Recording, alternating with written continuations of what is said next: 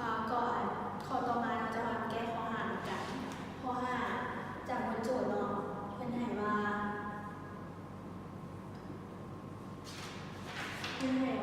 อยู่ระหว่างผ่ากลางและจุดหมู่ A ห่างจาก D คือเป็นโปรเซสหาเงามืดแล้วจุดผ่ากลางแมน2แมนเพื่อนวางหน่วยหมุนกันแสงที่รัศมี R เท่ากับ10แมนเส้นสื่อ OA ตั้งฉากกับผ่ากลางระยะ OA เท่ากับ Dจงคิดรัศมี R ของเราหน่วยหมุนอยู่ในผ่ากลางใน2สายเพื่อนให้มาใน2กรณีคือซอหา R เท่ากับเมื่อที่ว่า D เท่ากับ1แมนซึ่งว่า R เท่ากับเท่าใดกรณีที่2คือเมื่อที่ว่า D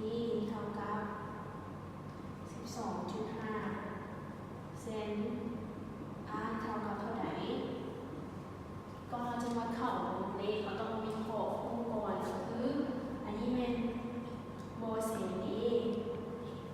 มีหน่วยมวลกันแสงบอในความที่ไม่ไหนมาแล้วมีผ่านกันศาสตร์ซึ่งสายแสงไปกระทบกับหน่วยหมุนแล้วมันจะเกิดมีเงามืด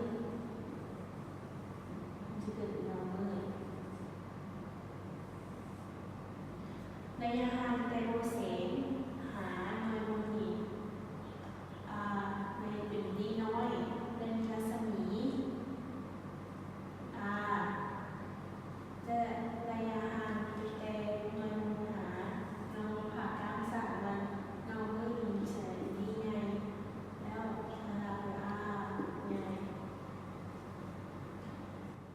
เขาจะเริ่มแก้กันเลยคือในกรณีนี้เพื่อนให้ว่าดี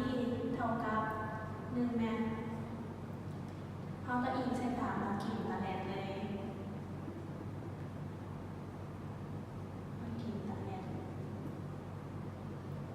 ตามมาเก่งกันเลยคือเพราะว่าขั้นในช่องแถ